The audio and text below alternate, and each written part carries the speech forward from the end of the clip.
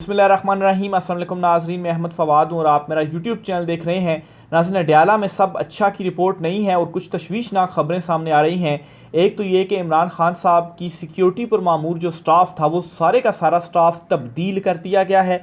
दूसरा ये कि इमरान खान साहब को फैमिली मेम्बर्स और जो उनके वकला थे उनसे मुलाकात नहीं करने दी गई। और तीसरे नंबर पर सबसे ज़्यादा इम्पॉर्टेंट जिससे जो शक है वो मज़ीद पुख्ता होता जा रहा है कि अलकादरी ट्रस्ट केस की समाअत थी, ये समाअत भी आज मनसूख कर दी गई है। गोया के अडयाला जेल में तमाम तर जो एक्टिविटीज़ हैं इमरान खान साहब से रिलेटेड, ये तमाम तर एक्टिविटीज़ को ख़त्म कर दिया गया है। और इमरान खान साहब के हवाले से कोई ख़बर नहीं है कि ये एक्टिविटीज़ मनसूख होने के बाद इमरान खान साहब किस हाल में हैं। वाज़े करता चलूँ, इमरान खान साहब अपने हवाले से ये कह चुके हैं कि एक आखिरी कदम ये उठाया जाना है कि उनको मार दिया जाएगा। बहरहाल जी, कुछ तफसीलात हैं इस हवाले से आपके साथ मैंने शेयर करनी है। दूसरे नंबर पर नाज़रीन, दुबई लीक्स, एक नई लीक्स सामने आई हैं और इन लीक्स में बड़े बड़ों के नाम हैं, 12 जर्नेलों के भी नाम हैं, आसिफ जरदारी उनके बच्चों के भी नाम हैं और सबसे इंपॉर्टेंट वज़ीर दाखिला मोहसिन नकवी जो है उनकी अहलिया का भी नाम है।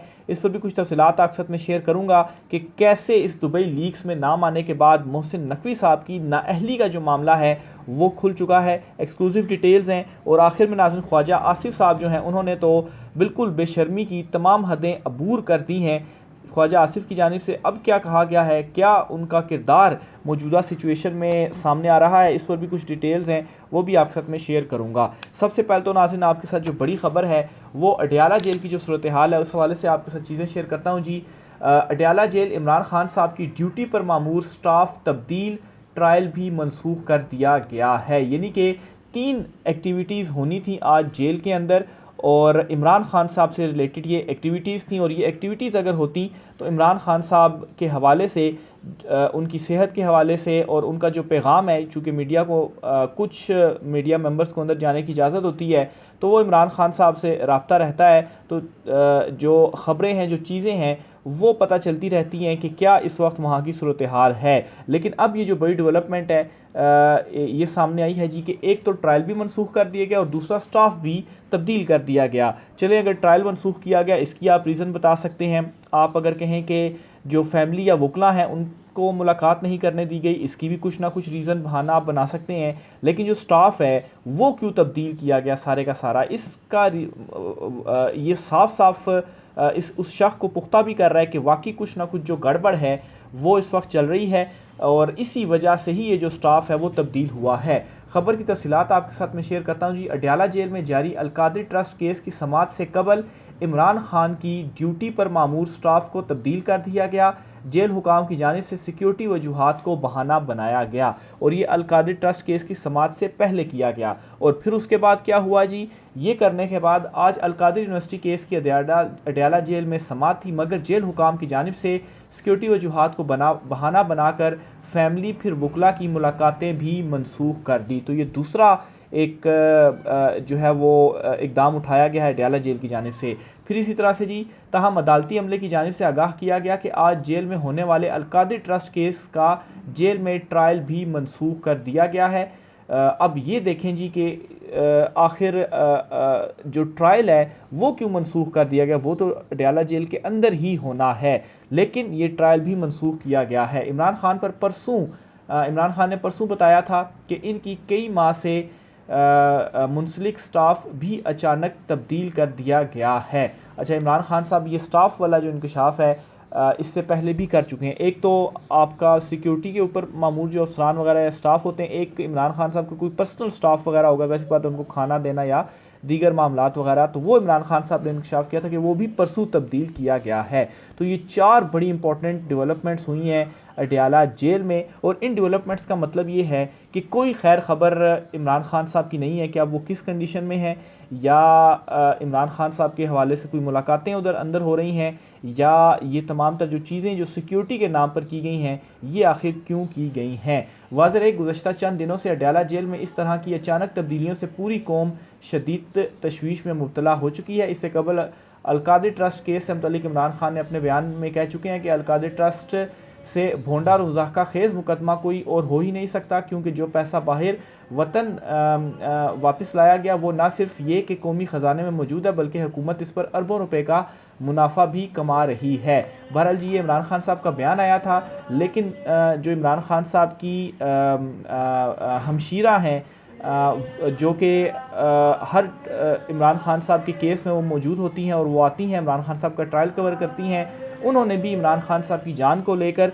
कुछ तशवीश का जो इजहार है वो किया था। बहरहाल जी, ये अब एक डेवलपमेंट हो चुकी है अडयाला जेल में। दुआ यही है कि अल्लाह ताला सबकी हिफाजत करे, इमरान खान साहब की भी जान की जो हिफाजत है वो करे। बहरहाल जी, ये सारा कुछ किस माहौल के अंदर हो रहा है, थोड़ा सा अगर हम सोचें, सवालात बिल्कुल जहनों में आते हैं कि इमरान खान साहब ने एकदम से जो एक जारहाना हिकमत अमली ख़ास तौर पर अपनाई है इस्टेब्लिशमेंट के हवाले से, पाकिस्तान तहरीक इंसाफ के रहनुमा जिस तरह से खुल कर नाम लेकर बोल रहे हैं, इवन के एक बयान पीटीआई का आता है तो हम कहते हैं कि बहुत बड़ा बयान पीटीआई ने दे दिया है, और फिर उसके बाद जब एक और मज़ीद नया बयान आता है तो हम ये कहते हैं कि ये तो उस पिछले बयान से भी बड़ा बयान था। तो इस कदर पाकिस्तान तहरीक इंसाफ ने, वो कहते हैं ना कि डू एंड डाई की जो सिचुएशन है इस वक्त पाकिस्तान तहरीक इंसाफ ने वो अपना ली हुई है। इमरान खान साहब का लेटर, इमरान खान साहब को जो पैगाम था जो कि इस्टेब्लिशमेंट की हवाले से इमरान खान साहब ने दिया था, वो भी इमरान खान साहब का परसों या कल रात को जो है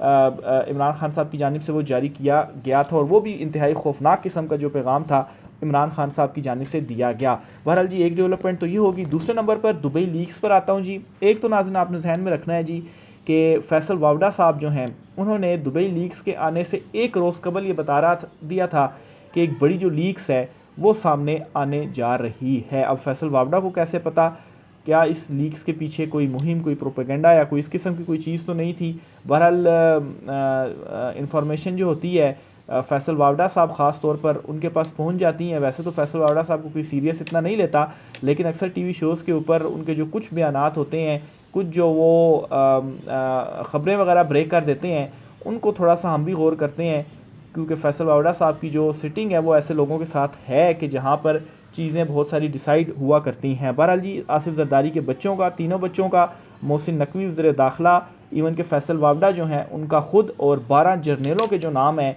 वो इस दुबई लीक्स में आ चुके हैं। अच्छा, इस दुबई लीक्स के बाद कैसे मोहसिन नकवी नाअहली की जद में आ रहे हैं या वो नाअहल हो जाएंगे, इस पर जी कुछ तफसीलात है मैं आपके साथ शेयर करना चाहता हूँ जी, क्योंकि ये डायरेक्ट मामला है असासों का और असासों के डिक्लेरेशन का। इस हवाले से ये फ़याज़ राजा साहब हैं, सीनियर सहाफ़ी हैं जी, इन्होंने एक ट्वीट किया, वो मैं आपके सामने रखता हूँ जी। प्रॉपर्टी लीक्स में इंकशाफ हुआ है कि वफाकी वज़ीर दाखिला मोहसिन नकवी की अहलिया दुबई में जायदाद की मालिक हैं, जिसका मोहसिन नकवी के रवां बरस मार्च में सेनेट इलेक्शन के लिए जमा कराए गए कागजात नामजदगी में ज़िक्र नहीं किया गया। कागजात नामजदगी में ज़िक्र नहीं है और बाद में असासे सामने आ गए हैं, तो कोई इसमें सवाल नहीं है, सीधा सीधा नाअहली है। लेकिन इलेक्शन कमीशन ऑफ पाकिस्तान का इस वक्त जो रोल है, तो उस रोल को देखते हुए फिर एक और सवाल पैदा होता है कि क्या इलेक्शन कमीशन ये काम करेगा। बहरहाल जी, प्रॉपर्टी लीक्स के डेटा के मुताबिक मोहसिन नकवी की अहलिया जो हैं, उन्होंने 5 बेडरूम का कोई जो विला था उसकी वो मालिक थी। उन्होंने इस विला से किराए की मद में 6 लाख दिरहम यानी तकरीबन 4 करोड़ 50 लाख की आमदनी हासिल की। रिकॉर्ड के मुताबिक ये विला अगस्त 2017 में 43,47,888 दिरहम यानी तकरीबन 32 करोड़ 90 लाख रुपए में ख़रीदा गया। ये विला अप्रैल 2023 तक इनकी मलकियत में रहा और रिकॉर्ड के मुताबिक इसे 45,50,000 दिरहम यानी तकरीबन 34 करोड़ 40 लाख रुपए में फ़रोख्त किया गया। इदारों को दस्तयाब डेटा 2022 तक अपडेटेड था, इसलिए मोहसिन नकवी की अहलिया का नाम इसमें एक बार आया था, जो कि मज़कूरा बाला मालूमात से मुतल्लिक है। ताहम अगर दुबई के लैंड रिकॉर्ड को देखा जाए तो वो बाद में भी दुबई में जायदाद की मालिक रहीं। इस तहकीकाती मंसूबे की जानिब से भेजे गए सवालात के जवाब में उन्होंने वाज़े किया कि उन्होंने दुबई में रवां साल जनवरी में एक और जायदाद ख़रीदी थी जब मोहसिन नकवी पंजाब के निगरान वज़ीर आला थे। 2 माह बाद वो मार्च में सेनेट की नशिस्त के लिए उम्मीदवार थे और उन्होंने इस जायदाद को डिक्लेयर नहीं किया। ये ट्वीट इसलिए मैंने आपके सामने रखा डिटेल में कि इसमें तमाम तर डिटेल्स मौजूद हैं कि कौन सी प्रॉपर्टी क्या किस तरह से हुआ, और वो प्रॉपर्टी इन्होंने ज़ाहिर नहीं की, अपने असासों में डिक्लेयर नहीं की। तो साफ साफ एक्शन है, सीधा सीधा केस है, सीधा सीधा मामला है, जो नाअहली है वो बनती है। लेकिन देखें इलेक्शन कमीशन ऑफ पाकिस्तान जो है वो इस मामले के ऊपर क्या जो एक्शन है वो लेता है। पाकिस्तान दुनिया में तीसरे नंबर पर है जिसने दुबई में सबसे ज़्यादा मालियत 10.7 बिलियन की प्रॉपर्टीज़ बना रखी हैं। पहले नंबर पर हमसाया मुल्क भारत 29.8 बिलियन, जबकि बरतानिया 14.7 बिलियन की जायदादें बना रखी हैं। तो पाकिस्तान वो मुल्क जहाँ पर इस वक्त लाले पड़े हुए हैं और डिफ़ॉल्ट की बातें चल रही हैं, और इतनी तीसरे नंबर पर सबसे ज़्यादा मालियत पाकिस्तानियों ने इस वक्त दुबई में बना रखी हैं। अच्छा जी, अब जब ये दुबई लीक सामने आया तो इस लीक्स के बाद ये कहना शुरू कर दिया, बहुत सारे आकर अपनी जो सफाइयाँ थी वो देने लग पड़े और कहा जी कि ये डिक्लेयर्ड हैं। तो एक चीज़ आपने जहन में रखनी है कि सबसे पहला सवाल यही होता है कि अगर आपकी इस तरह से कोई लीक्स में या दुबई वगैरह में प्रॉपर्टीज़ हैं तो क्या वो डिक्लेयर्ड हैं, और दूसरा सवाल ये है कि अगर वो डिक्लेयर्ड हैं भी तो क्या वो एक प्रॉपर चैनल से जो पैसा है वो दुबई भेजा गया, या वो ब्लैक मनी था और दुबई भेजा गया और वहाँ पर फिर जो आपने अपनी प्रॉपर्टीज़ हैं वो बना ली। और प्रॉपर्टीज़ डिक्लेयर ना करने का मतलब यही है कि ब्लैक का पैसा था जो वहाँ पर भेजा गया और वहाँ से अपने नाम पर प्रॉपर्टीज़ आपने बना ली और उनको डिक्लेयर नहीं किया। फिर बाद में जब इस तरह की लीक्स आती हैं तो इन लीक्स में आपके नाम आते हैं कि ये जो प्रॉपर्टीज़ हैं वो आपकी दुबई में या लंदन में या पनामा में ये मौजूद हैं और आपने डिक्लेयर नहीं की हुई। तो इसकी जो रीज़न समझ में आती है वो यही रीज़न होती है। बहरहाल जी, ये पाकिस्तानियों का हाल है। जस्टिस बाबर सत्तार साहब के हवाले से और चीफ जस्टिस काजी फैज़ ईसा साहब के हवाले से दो बड़ी इंपॉर्टेंट खबरें आपके साथ में शेयर करता चलूँ जी।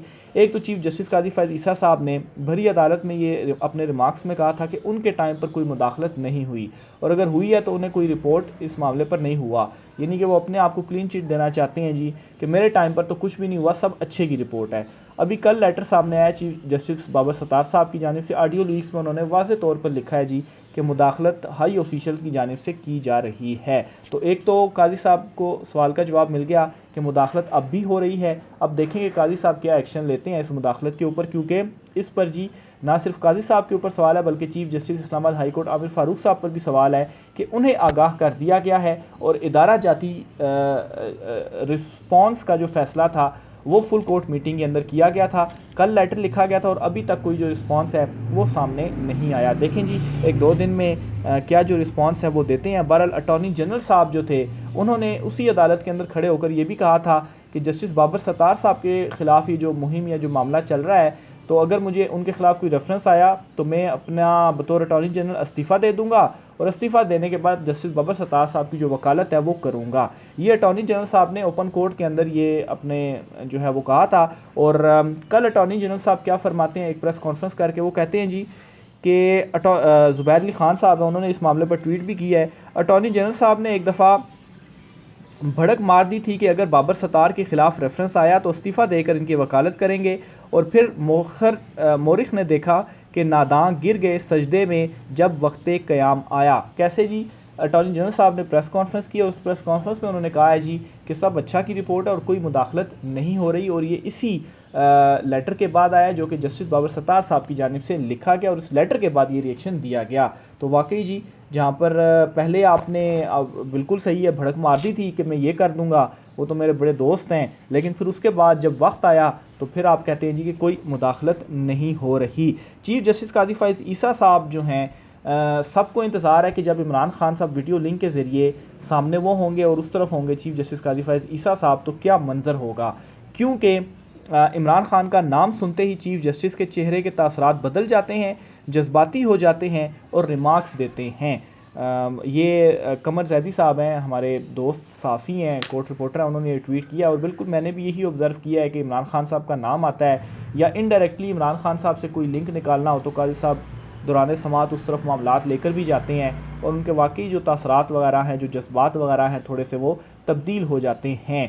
तो ऐसा क्यों होता है, सबको मालूम है कि ऐसा क्यों होता है। बहरहाल जी, मज़ा तो तब आएगा कि जब इमरान खान और काजी फैज़ ईसा साहब जो हैं आमने सामने होंगे, और वो जो समात है, इस समात का सबको इंतज़ार है, ये देखने वाली समात होगी और एक मैं कहता हूँ कि तारीख़ी या हिस्टोरिक मोमेंट होगी कि किस तरह से जो इमरान खान साहब है वो दलाइल देते हैं और काजी फैज़ ईसा साहब जो हैं वो कैसे रिमार्क्स देते हैं और फिर इमरान खान साहब उसके ऊपर क्या उन्हें जो जवाब है वो देते हैं। बहरहाल जी कुछ घंटे रह गए हैं, आप ये कह लें जी कि कोई 20 से घंटे रह चुके हैं, क्योंकि कल होनी है ये समात 16 मई को कोई 11:30 बजे, और उसमें आमना सामना ये होगा। तो वहाँ पर भी जो डिटेल्स होंगी आपके साथ में शेयर करता रहूँगा, चीज़ों को रिपोर्ट जो है वो आपके साथ में करता रहूँगा।